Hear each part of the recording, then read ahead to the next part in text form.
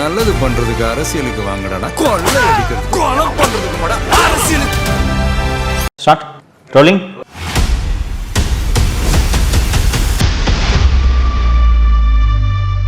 தமிழகம் என்ற நிலப்பகுதியை மொத்தமாக மு.க.ஸ்டாலின் குடும்பம் சுரண்டிவிடும் என்பதை இந்த மணல் கொள்ளை சம்பந்தமா அமலாக்கத்துறை 25க்கும் மேற்பட்ட இடங்களில்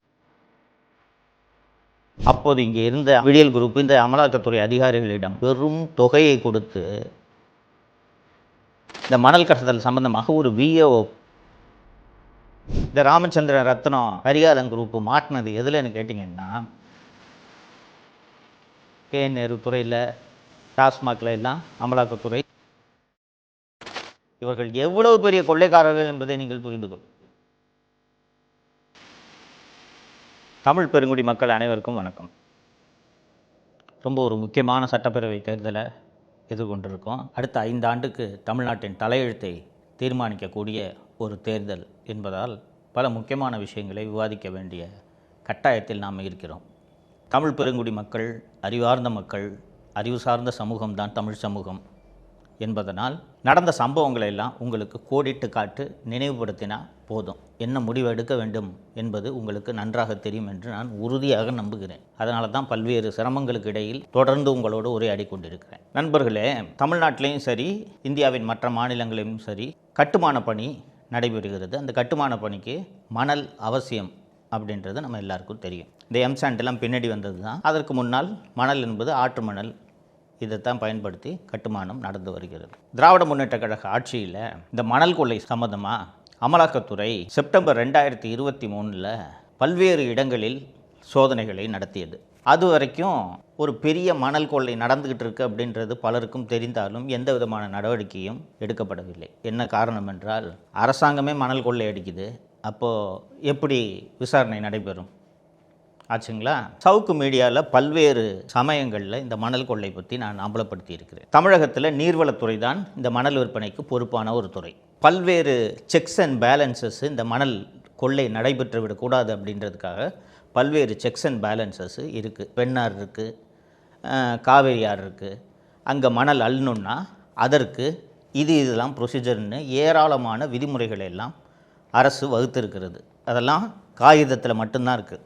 அந்த ஆற்று மணல் அள்ளுற இடத்துல சிசிடிவி இருக்கணும், தாசில்தார் அனுமதி தரணும், காவல்துறை அனுமதி தரணும், நீர்வளத்துறையின் உதவி பொறியாளர் கையொப்பமிட்டால்தான் மணல் உங்களுக்கு கிடைக்கும். திமுக அரசு வந்த பிறகு இதற்கென்று மென்பொருள் ஒன்று, சாஃப்ட்வேர் ஒன்று டெவலப் பண்ணிட்டாங்க.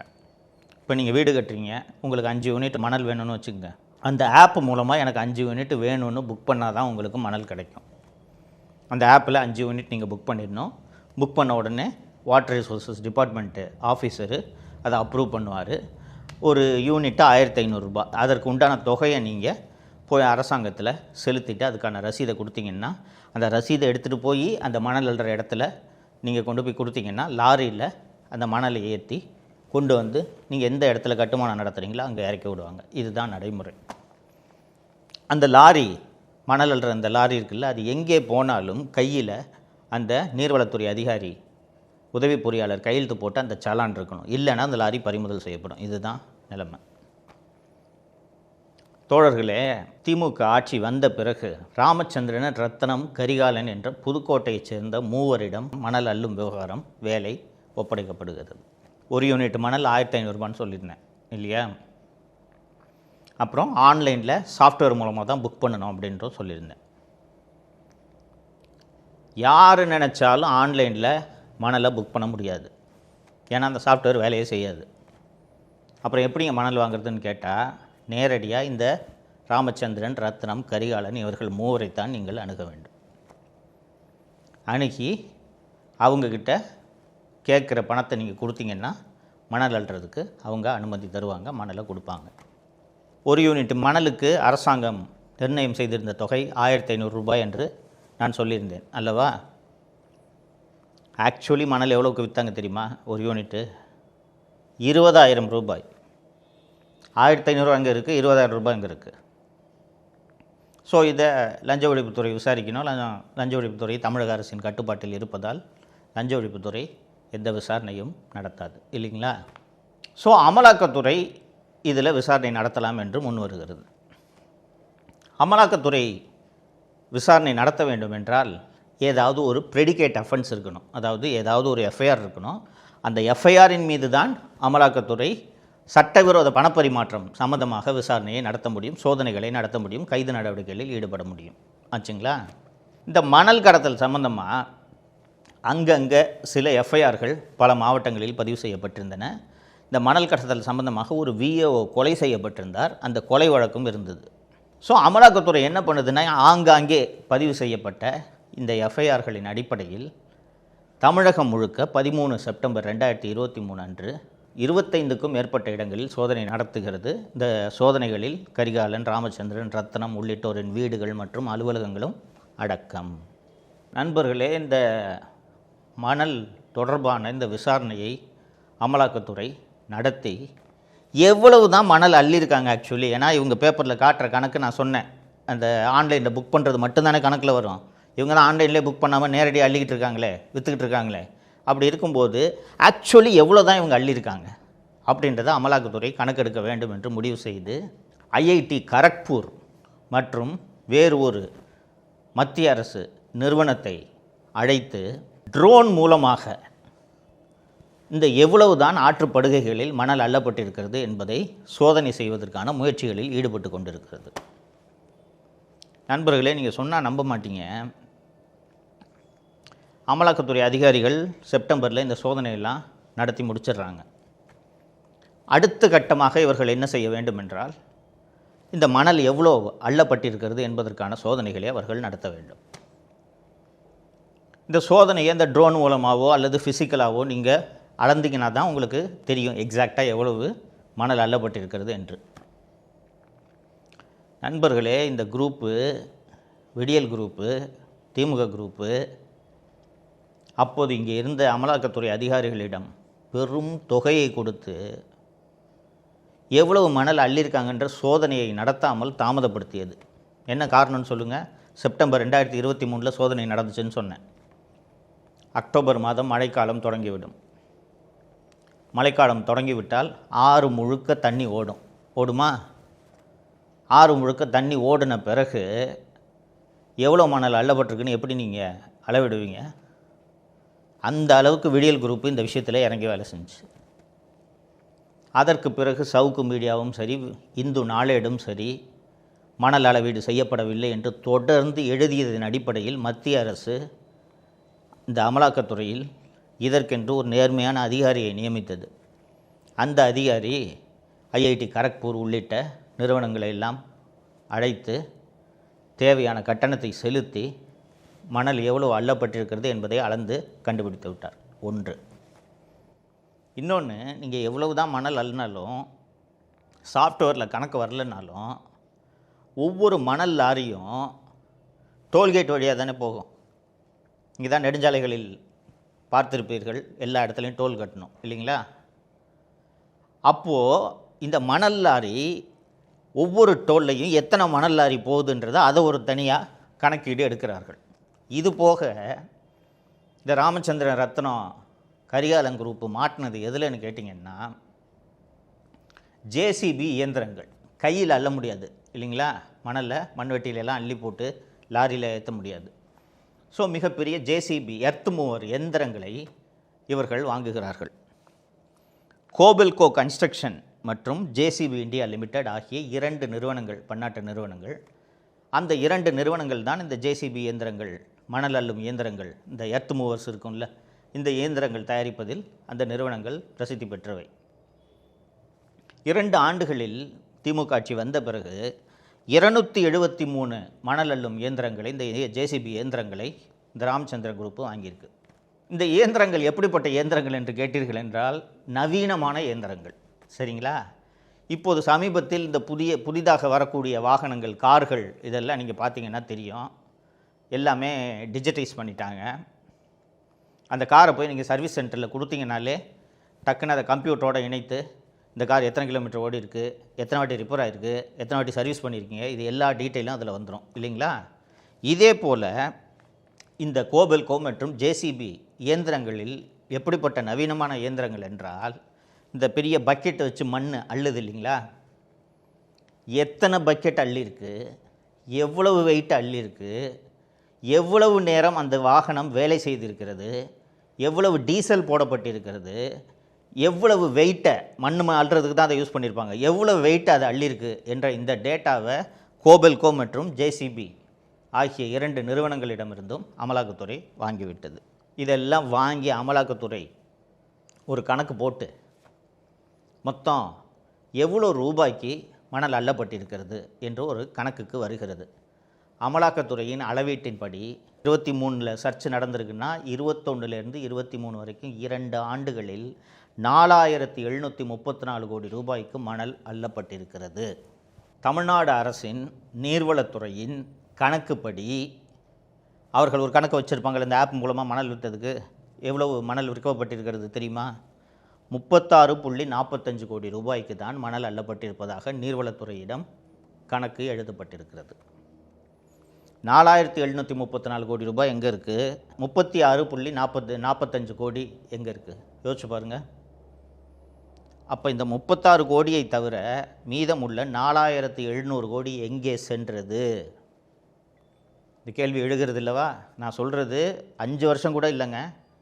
மே 21லேருந்து செப்டம்பர் 23 வரைக்கும் மட்டும் இவர்கள் அள்ளிய மணல் 4734 கோடி ரூபாய். அது கூட துல்லியமான கணக்குன்னு சொல்ல முடியாது. நான் இந்த மெஷர்மெண்ட், இந்த டோல் பிளாசா, இந்த எர்த் மூவர் மிஷினு இதெல்லாம் வச்சு போட்ட கணக்குன்னு சொன்னேன். இதையெல்லாம் தாண்டி ஏராளமாக மணல் அள்ளப்பட்டிருக்கும். இந்த நீர்வளத்துறைக்கு பொறுப்பாக இருக்கக்கூடிய அமைச்சர் யார்? திமுகவின் பொதுச் செயலாளர் துரைமுருகன். இவ்வளவு பெரிய ஊழல் நடக்குது, இவ்வளவு ரூபாய் சம்பாதிக்கப்பட்டிருக்கிறது, இது தமிழக முதல்வருக்கு தெரியாமல் நடந்திருக்கும் என்றால் நீங்கள் நினைக்கிறீர்கள்? யோசித்து பாருங்கள். இந்த குடும்பம் தமிழ்நாடு நமக்கு சொந்தம், எவ்வளவு வேணாலும் கொள்ளையடிக்கலான்ட்டு நினைக்குதுன்னு நான் பல முறை பல நிகழ்ச்சிகளில் நான் பதிவு செய்வதற்கான காரணம் இதுதான். சரி, இப்போ இந்த அமலாக்கத்துறை உள்ள சோதனைகள்லாம் நடத்திடுச்சு இல்லைங்களா? சரி, அடுத்து வேகமாக இந்த விசாரணை நடக்கும், கைதுகள் நடக்கும், குற்றப்பத்திரிகை தாக்கல் செய்யப்படும், விசாரணை நடக்கும் என்று பார்த்தால் தமிழக அரசு அமலாக்கத்துறையின் விசாரணைக்கு எதிராக அமலாக்கத்துறைக்கு விசாரணைக்கு அதிகாரம் இல்லை, அமலாக்கத்துறை நடத்தும் விசாரணையை ரத்து செய்ய வேண்டும், அமலாக்கத்துறைக்கு எஃப்ஐஆரை நாங்கள் கொடுக்கல, எப்படி விசாரணை பண்ணுறாங்கன்னு சென்னை உயர்நீதிமன்றம் சென்று அமலாக்கத்துறை விசாரணைக்கு தடை விதித்து, அதை எதிர்த்து அமலாக்கத்துறை உச்சநீதிமன்றம் சென்று உச்சநீதிமன்றமும் இந்த விசாரணைக்கு தடை விதித்து இப்போது தடையில் இந்த விசாரணை இருக்கிறது. எவ்வளவு பெரிய கொள்ளை, இயற்கை எவ்வளவு முக்கியம். ஆற்றுல அளவுக்கு மீறி மணல் அள்ளினால் வெள்ளம் ஏற்படக்கூடிய சமயங்களில் கிராமங்களில் தண்ணீர் புகும், இயற்கையே பாதிக்கப்படும். இதுபோல் சுற்றுச்சூழல் ஆர்வலர்கள் பல்வேறு காரணங்களை சொல்கிறார்கள். அதுக்கு தானே மணல் ஒரு லிமிட்டுக்கு மேலே அள்ளக்கூடாதுன்னு விதிமுறைகள்லாம் வச்சுருக்கோம். இவர்களின் பேராசையின் காரணமாக இவ்வளவு ரூபாய்க்கு மணல் அள்ளதோடு அல்லாமல் இந்த ஊழலை மூடி மறைப்பதற்கு மக்களின் வரிப்பணத்தில் உயர்நீதிமன்றம் மற்றும் உச்சநீதிமன்றம் வரை சென்று வழக்காடி இந்த விசாரணை நடத்த விடாமல் தடுக்கிறார்கள் என்றால் இவர்கள் எவ்வளவு பெரிய கொள்ளைக்காரர்கள் என்பதை நீங்கள் புரிந்து கொள்ளுங்கள். இப்படிப்பட்ட கொள்ளை கூட்டம் மீண்டும் ஆட்சிக்கு வருவதற்காக தான் உங்களிடம் திராவிட மாடல் ஆட்சி மீண்டும் வர வேண்டும் என்று வாக்களியுங்கள் என்று கோரி உங்கள் முன்னால் வந்து கொண்டிருக்கிறார்கள், வருவார்கள், வந்து கொண்டிருக்கிறார்கள். இந்த மணல் ஒரு சாம்பிளுங்க. அதுக்கு பிறகு இந்த KN துறையில் டாஸ்மாகில் எல்லாம் அமலாக்கத்துறை சோதனை நடத்தியதெல்லாம் உங்களுக்கு தெரியும். அமலாக்கத்துறை என்ற மத்திய அரசோட ஏஜென்சி சோதனை நடத்தவில்லை என்றால் இந்த கொள்ளைகள் எல்லாம் வெளியே வந்திருக்குமா என்பதை நீங்கள் தயவு செய்து யோசித்து பார்க்க வேண்டும். இப்போது மீண்டும் இவர்கள் ஆட்சிக்கு வர வேண்டும் என்பது தமிழகத்தை செழிப்பாக்குவதற்காகவா அல்லது இயற்கையை சுரண்டி இவர்களை வளத்தை பெருக்கிக் கொள்வதா? நீங்கள் அறிவார்ந்த மக்கள் என்பது மீண்டும் மீண்டும் நான் உங்களுக்கு சொல்லிக் கொண்டிருக்கிறேன். உங்களுக்கு தெரியும் எதற்காக இவர்கள் மீண்டும் வாக்குகளை கோரி உங்களை நோக்கி வருகிறார்கள் என்பது உங்களுக்கு நன்றாக தெரியும். இது போன்ற கொள்ளை நடக்க வேண்டுமா என்பதை நீங்கள் தான் முடிவு செய்ய வேண்டும். மக்களே, இதனால்தான் திமுகவை தீய சக்தி என்று தொடர்ந்து அண்ணா திராவிட முன்னேற்ற கழகமும் மற்ற எதிர்க்கட்சிகளும் வர்ணித்து கொண்டிருக்கின்றன. இந்த ஊழல்லாம் இப்போது தொடங்கலைங்க. 1967 எப்போது திராவிட முன்னேற்ற கழகம் முதல் முறையாக ஆட்சிக்கு வந்ததோ அப்போதே இந்த ஊழல் தொடங்கிவிட்டது. சர்க்காரியா கமிஷன் அறிக்கை நீங்கள் படித்து பார்த்தீர்கள் என்றால் விதவிதமாக ஊழல் செய்திருப்பார்கள். அப்போதெல்லாம் இந்த வயல்களில் பயிரில் பூச்சி அதிகமாக பரவுகிறது என்று அப்போது வானத்தில் இந்த விமானம் மூலமாக பூச்சி மருந்து வயல்களின் மீது தெளிக்கிறதுக்கு ஒரு ஸ்கீம் அப்போது புழக்கத்தில் இருந்தது 60களில். அந்த பூச்சி மருந்து தெளிக்கிறதுல 1 ஏக்கரில் தெளிச்சுட்டு 2000 ஏக்கருக்கு தெளிச்சேன்னு அப்போதே ஊழல் செய்திருக்கிறார்கள். வீராணம் நீர்க்குழாயில் ஊழல். இதுபோல் அந்த சர்க்காரிய கமிஷனோட விசாரணை அறிக்கை எடுத்து படித்து பார்த்தீர்கள் என்றால் திமுகவின் வரலாறே ஊழல் செய்வதற்காகவே டிஸ்மிஸ் செய்யப்பட்ட ஒரு ஆட்சி என்றால் திராவிட முன்னேற்ற கழக ஆட்சி தான். இதை மனதில் வைத்துக் கொள்ளுங்கள். தமிழகம் சுரண்டப்படும். மீண்டும் திராவிட முன்னேற்ற கழகம் 2026 ஆட்சிக்கு வந்தால் இந்தியாவில் தமிழகம் இருந்த இடம் ஓட்டையாக இருக்கும். அந்த ஓட்டையில் இருக்கக்கூடிய அந்த தமிழகம் என்ற நிலப்பகுதியை மொத்தமாக மு.க. ஸ்டாலின் குடும்பம் சுரண்டிவிடும் என்பதை மனதில் வைத்துக்கொண்டு நீங்கள் வாக்குச்சாவடிக்கு செல்லும்போது வாக்களிக்க வேண்டும், சிந்திக்க வேண்டும், சிந்தித்து வாக்களிக்க வேண்டும். Start rolling. ஆரம்பிக்கலாமா? ஆட்டம் தொடங்கிருச்சு. 20 கட்சி கூட்டணி திமுக. 20 கட்சி கூட்டணின்னு சொல்லிட்டு இருக்கிற அந்த திராவிட முன்னேற்ற கழக கூட்டணியில் 1 சீட்டுக்கும் 2 சீட்டுக்கும் சட்டையை கிழித்து கொண்டு 10 ரூபா ஒர்த்தான பில்டிங்கை 1000 ரூபா கொடுத்து வாங்குற முட்டாளை எங்கேயாவது பார்த்துருக்கீங்களா? 300 கோடி ரூபாய் ரகசியமாக பணபேரம் பேசப்பட்டிருக்கிறது தெரியுமா? 9 மணி நேரம் சிபிஎம்மோட மாநில குழு விவாதம் நடத்துக்குங்க. அதிகாரத்தில் பங்கு கேட்குறாங்கன்ற போது மேடையில் இவனுங்களெல்லாம் கட்டி சுமக்கிறதே இந்த ஸ்டைலில் பஞ்ச் டயலாக்லாம் பேசுவார். திமுக தாவேக ஒன்னு டிவிகே இன்னொன்னு DMK. Stalin is more dangerous than Karunanidhi என்று புகழப்பட்ட ஸ்டாலின் ஆளை காணா. ஆனால் 20 கட்சி கூட்டணி தலைவர் என்று சொல்லக்கூடியவர் விழி பிதுங்கி கொண்டிருக்கிறார். ஆரம்பிக்கலாமா? ஆட்டம் தொடங்கிருச்சு. என்னோடய பழைய வீடியோக்கள்லாம் பார்த்துருப்பீங்க. பழைய வீடியோக்கள்ன்ட்டு நான் சொல்கிறது இந்த தமிழகத்தை காப்போம்னு இப்போ ரீசெண்டாக போட்டுட்ருக்க வீடியோக்கள் கிடையாது. சவுக்கு மீடியாவில் பழைய வீடியோக்களை தேடி பாருங்கள், இருக்குது, எல்லா வீடியோக்களும் இருக்குது. எனக்கு நினைவு தெரிஞ்சு ஒரு 6 or 8 months 8 மாதம் இருக்கும், கிட்டத்தட்ட 1 வருடமே இருக்கும் என்று சொல்லலாம். திமுக தோக்குது, திமுக தோக்குது, திமுக தோக்குதுன்னு நான் உறுதியாக சொல்லிகிட்டு இருந்தேன். என் சேனலில் என்னோட வேலை பார்த்த நிதிஷ், மாலதி, அதற்கு முன்பு இருந்த லியோ, இவர்கள் எல்லாம் கூட அப்படியே சந்தேகத்தோட மனசில் இருக்கிற விருப்பத்தை பொலிட்டிக்கல் தியரியாக பேசிகிட்டு இருக்கிறான் போல இருக்கு அப்படின்ட்டு நினச்சிருப்பாங்க அப்படின்ட்டு நான் நம்புகிறேன். என்கிட்ட சொன்னதில் சில ஷோவில் ஓப்பனாகவே சொல்லிட்டாங்க, சார் உங்கள் இஷ்டத்துக்கு பேசாதீங்க சார்லாம் சொல்லியிருக்காங்க. நான் திரு எடப்பாடி பழனிசாமி என்பவர் எப்படிப்பட்ட அரசியல்வாதி என்பதை அவருடைய செயல்பாடுகளெல்லாம் வச்சு தொடர்ந்து கவனிச்சுக்கிட்டு தான் எனக்கு எடப்பாடி அவர்கள் கூட நேரடியாக அறிமுகம்லாம் கிடையாது, தனிப்பட்ட முறையிலையும் அறிமுகம் கிடையாது. உங்களைப் போலவே என்னைப் போலவே அரசியலை கூர்ந்து கவனிப்போம் என்ற முறையில் திரு பழனிசாமி அவர்கள் எப்படி ஒரு அரசியல்வாதியாக தன்னை தகவமைத்து கொண்டார்ன்றதை நான் தொடர்ந்து பார்த்து கொண்டு வருவதனால்தான் நான் உறுதியாக சொன்னேன், திமுக தோக்குது, அதிமுக கூட்டணி ஜெயிக்குது. இதை நான் சொல்லிக்கிட்டு இருந்தேன். நண்பர்களே, இப்படிலாம் நான் சொல்லிக்கிட்டு இருக்கும்போது எந்த மாதிரியான நிலைமை இருந்துச்சுன்னா, பிஜேபி, ஏடிஎம்கே இதை தவிர அந்த கூட்டணியில் ஆளே இல்லை, காற்று வாங்கின்னு இருக்குது. நான் இப்போ சொல்லும்போது எது திமுக தோற்றுறோம், ஏடிஎம்கே ஜெயிக்குது அப்படின்னு நான் சொல்லும்போது பார்த்தீங்கன்னா அதிமுக ஒரு பக்கத்து இருக்கும், பிஜேபி ஒரு பக்கத்து இருக்கும், நயினார் ஒரு பக்கத்து பேசிகிட்டு இருப்பார், எடப்பாடி ஒரு பக்கம் பேசிகிட்டு இருப்பார். இவங்களை தவிர அங்கே ஆளே இல்லை. எடப்பாடி தமிழகத்தை மீட்போம், மக்களை காப்போம் அப்படின்ட்டு ஒரு பிரச்சார கூட்டத்தெல்லாம் பேசிட்டு நல்ல கூட்டணி அமையும், நல்ல கூட்டணி அமையும்னு சொல்லிட்டு இருப்பார். அவங்க கட்சிக்காரங்களே நம்மள நிறைய பேர் தலைவர் ஏதோ நம்ம நம்பிக்கைக்காக சொல்கிறாரு போல இருக்குது அப்படின்லாம் நினச்சி கொண்டு இருந்தார்கள். இந்த பக்கம் என்ன நடக்குது அப்படின்ட்டு பார்த்தா 20 கட்சி கூட்டணி திமுக. உண்மையிலேயே அது மறுக்க முடியாத உண்மை தானே. அது கிட்டத்தட்ட 9 ஆண்டுகளை கடந்து ஒரே ஒரு கட்சி கூட அந்த கூட்டணியிலேருந்து வெளியில் போகல. உறுதியாக அந்த கூட்டணி நிற்கிறது இது வரைக்கும். அண்டு அந்த கூட்டணி உறுதியாக நின்றதற்கு ஒரு மிக முக்கியமான காரணமாக மக்கள் பார்த்தது, நாம் பார்த்தது என்னன்னா, திமுக ஆட்சியில் எவ்வளோ அநியாயங்கள்லாம் நடக்குதுன்றதை தொடர்ந்து நான் பேசிக்கிட்டு இருக்கேன், பார்த்துருப்பீங்க நீங்கள். போராட்டத்திற்கென்றே உருவான கம்யூனிஸ்ட் கட்சிகள் கூட வாய் திறக்காமல் மௌனமாக அமைதியாக, சரி சரி அங்கொன்றும் இங்கொன்றும் சில தவறுகள்லாம் நடக்குது, மற்றபடி ஸ்டாலின் சிறப்பாக ஆட்சி செய்கிறார், வலுவாக ஆட்சி செய்கிறார். நடுவில் இது வேற ஒன்று சொன்னாங்க, Stalin is more dangerous than Karunanidhi. அதாவது அவங்க அப்பாவோட மிக திறமையான சாணக்கிறான் ஸ்டாலின் அவர்கள்.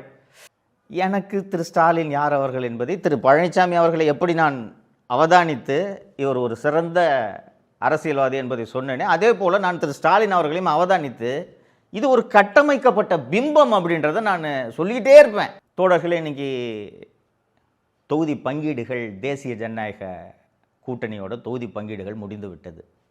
திரு டிடிவி தினகரனின் அமமுகவுக்கு 11 இடங்கள், பாரதிய ஜனதா கட்சிக்கு 27 இடங்கள், பாட்டாளி மக்கள் கட்சிக்கு 18 இடங்கள். அண்டு அக்ரிமெண்ட் சைன் பண்ணி மத்திய அமைச்சர் திரு பியூஷ் கோயல் அவர்கள் வந்திருந்தார். டிடிவி, அன்புமணி உள்ளிட்ட தலைவர்கள் எல்லாம் அதிமுக தலைமை அலுவலகத்துக்கு போய் மகிழ்ச்சியோடு அந்த தொகுதி பங்கீட்டை வெளியிட்டார்கள். சரிங்களா?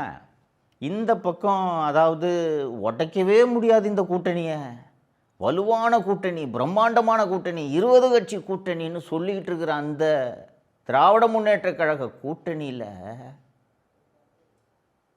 ஒரு சீட்டுக்கும் 2 சீட்டுக்கும் சட்டையை கிழித்து கொண்டு அலையாத அளவுக்கான மோதல்கள், முற்றல்கள் அங்கே நடந்து கொண்டிருக்கின்றன.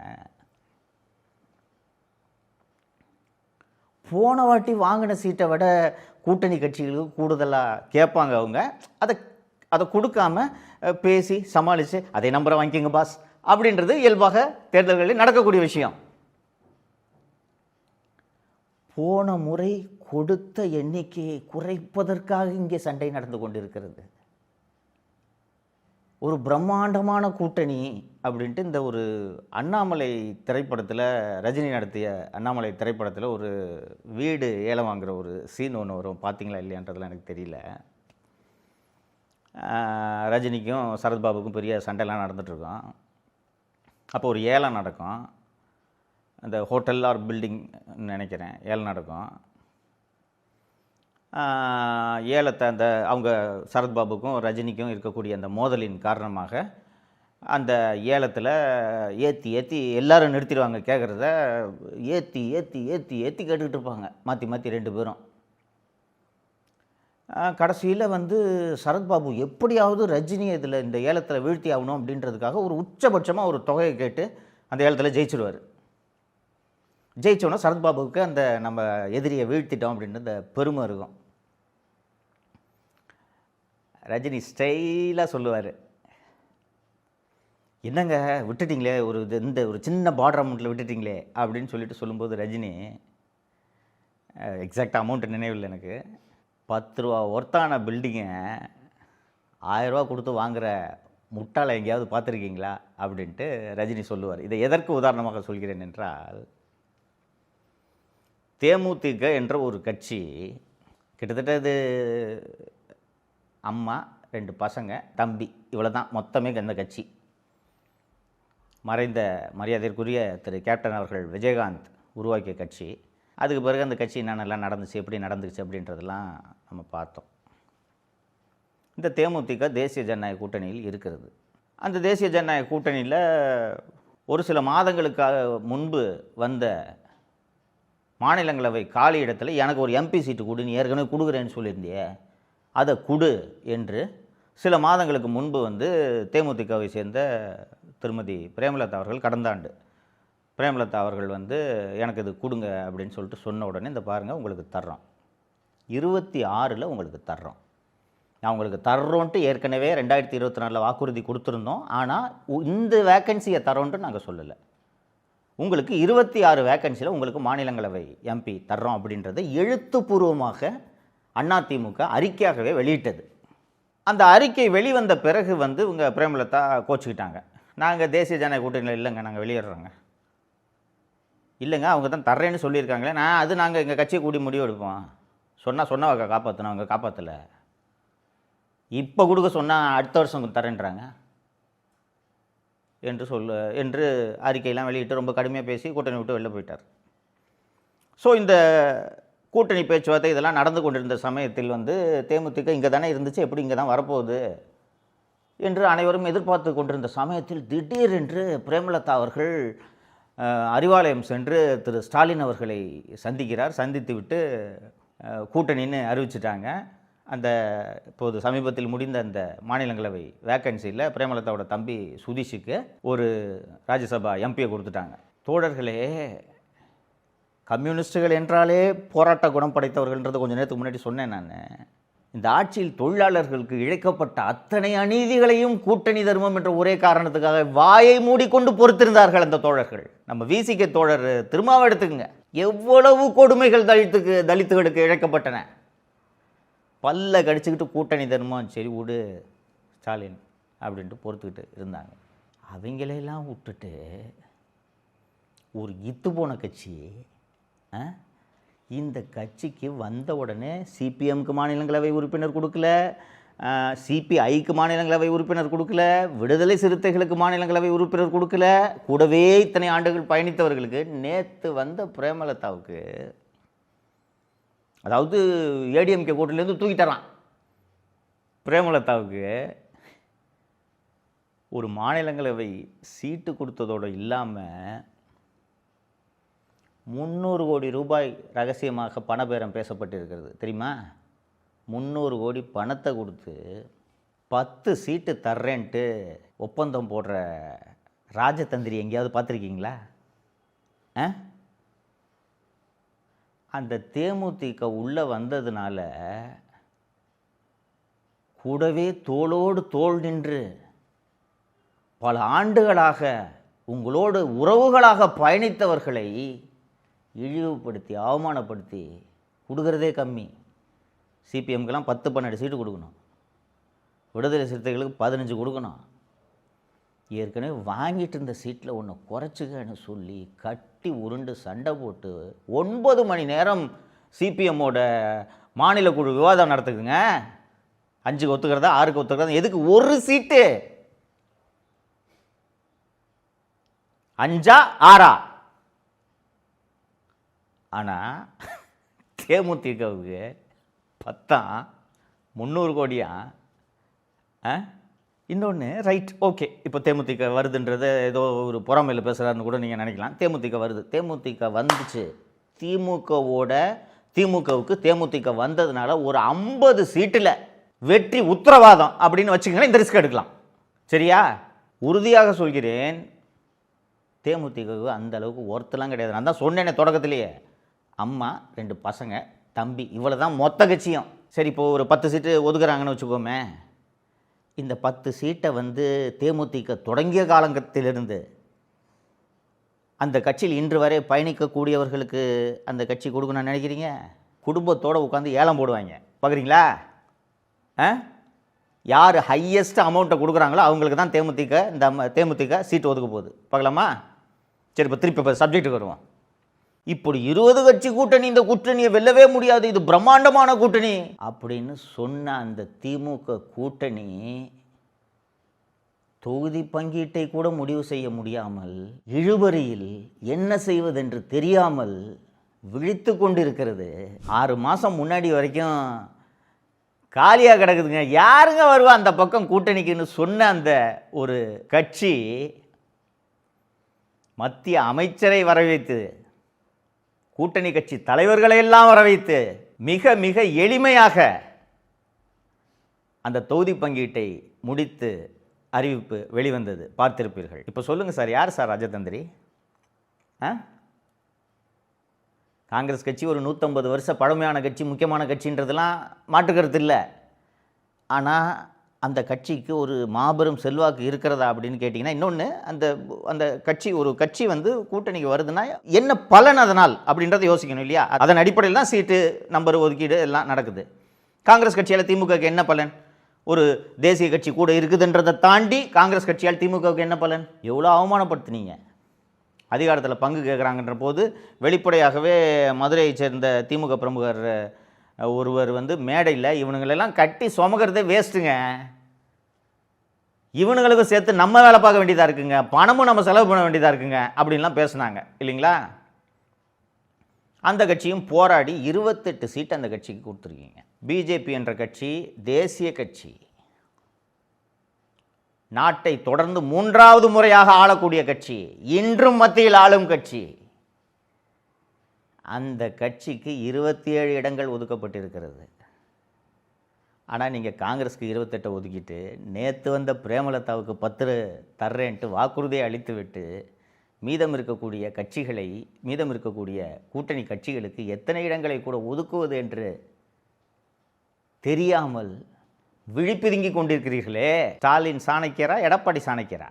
இப்போ 6 மாதம் முன்னாடி நான் அதிமுக ஜெயிக்கும்னு சொன்னேனே, இப்போ அதுக்கு திருப்பி போவோம்.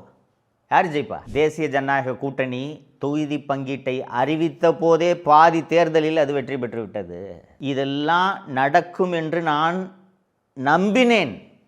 நம்பினேன்னா விருப்பம் இல்லை, அரசியல் புரிதலின் அடிப்படையில் நான் சொன்னேன். இந்த சண்டை நடக்கும், இந்த சிக்கல் நடக்கும்ன்றதை நான் எதிர்பார்த்தேன். திமுகவில் அவ்வளோ ஈஸி கிடையாது.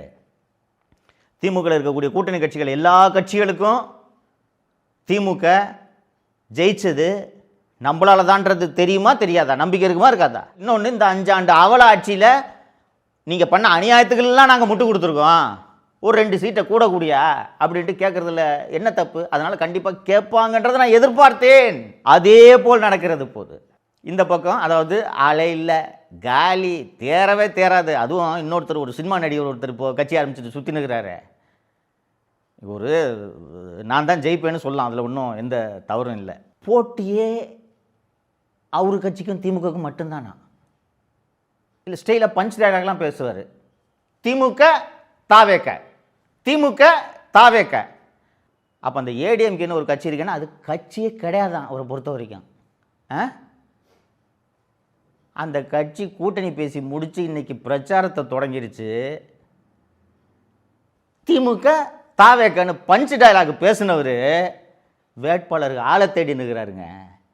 அவரை பற்றி இன்னும் நிறைய பின்னாடி பேசுகிறேன் நான். இப்போ திருப்பி இந்த திமுக கூட்டணிக்கு வருவோம். இப்போ யாருங்க அரசியல் தெரிந்தவர்? யார் ராஜதந்திரி? கிட்டத்தட்ட 20 நாளாக கட்டி உருண்டுட்டுருக்கீங்க. என்ன நடக்குது அந்த கேம்பில்னே தெரியல. ஏடிஎம்கே கேம்பில் உள்ளபடியே யாருக்கும் தெரியல. எனக்கு தெரியும், எனக்கு தான் அங்கே இருக்க முக்கிய தலைவர்கள்லாம் நண்பர்கள் ஆகிட்டுற. எனக்கு இது இப்படி தான் முடிய போகுதுன்ட்டு நான் எதிர்பார்த்து கொண்டிருந்தேன். ஆனால் பத்திரிகைகள் எழுதிச்சு பாருங்கள், எடப்பாடி டெல்லி சென்றார், கூட்டணி நடக்கவில்லை, 70 சீட்டுகள் கேட்கிறது பிஜேபி, கட்சியை அடமானம் வைத்து விட்டார், நடக்காது கூட்டணி, வரப்போகுது பிஜேபி ஆட்சி தான், கூட்டணி ஆட்சி தான், டிடிவி தினகரன் ஒரு நாளும் வரமாட்டார். ஒரு நாள் பொசுக்குன்னு கூப்பிட்டு, எப்பா மதியம் 12 மணிக்கு ப்ரெஸ் மீட்டுப்பா அப்படின்னு எம்ஜிஆர் மாளிகை எல்லாத்தையும் வர சொல்லி டக்குன்னு கூப்பிட்டு எல்லாம் முடிச்சுட்டு போய் சந்தோஷமாக சிரிச்சுக்கிட்டு ஜாலியாக பேட்டி கொடுக்குறாங்க. இரும்புக்கரம் கொண்டு தமிழகத்தை ஆளக்கூடிய Stalin is more dangerous than Karunanidhi என்று புகழப்பட்ட ஸ்டாலின் ஆளை காணா. இதுக்கு தான் ஆரம்பிக்கலாமான்னு சொன்னேன். ஆரம்பிச்சிருச்சா? இதுதான் அரசியல், குறிப்பாக இதுதான் தேர்தல் அரசியல். இந்த தேர்தல் அரசியல் என்பது ஒரு பெரிய கலை. என்ன, எல்லோருக்கும் எளிதாக அது கைவந்து விடாது. எடப்பாடி பழனிசாமி அவர்களுக்கு இது கைவந்திருக்கிறது என்று நான் நம்பியதால் தான் எடப்பாடி பழனிசாமி மீண்டும் வெல்வார் என்று நான் சொன்னேன். அவருக்கு இது கை வந்திருக்கிறது, கை வந்து விட்டது என்பதை கூட்டணி பங்கீடு, தொகுதி பங்கீட்டின் மூலம் அவர் நேற்று தெள்ளத் தெளிவாக முடிவு செய்திருக்கிறார், அறிவித்திருக்கிறார். இந்த தொகுதி பங்கீட்டின் மூலம் தெள்ளத் தெளிவாக அவர் இதை நிரூபித்திருக்கிறார். ஆனால் 20 கட்சி கூட்டணி தலைவர் என்று சொல்லக்கூடியவர் விழி பிதுங்கி கொண்டிருக்கிறார். இதனால்தான் இவருடைய ஆட்சி இப்படி மோசமாக 5 ஆண்டுகள் நடைபெற்றது என்பதை நீங்கள் கடந்த 5 ஆண்டு காலங்களில் நடந்தவற்றை பின்னோக்கி சென்று பார்த்தீர்கள் என்றால் உங்களுக்கு புரியும். ரைட்டுங்களா? தொடர்ந்து பேசுவோம். நிறைய விஷயங்களுக்கு ஜாலியாக இருக்குது. இன்னும் ஃப்ராங்காக சொல்கிறேனே, ஜாலியாக இருக்குது. எலெக்ஷன் ஆரம்பித்தாலே திருவிழா. அது அதனால தான் தேர்தல் திருவிழா என்று அதை அழைக்கிறார்கள். கொண்டாட்டம் அல்லவா திருவிழா என்றால்? கொண்டாடுவோம், தொடர்ந்து கொண்டாடுவோம். இன்னும் நிறைய பேசுகிறேன். நன்றி. தமிழகத்தை காப்போம்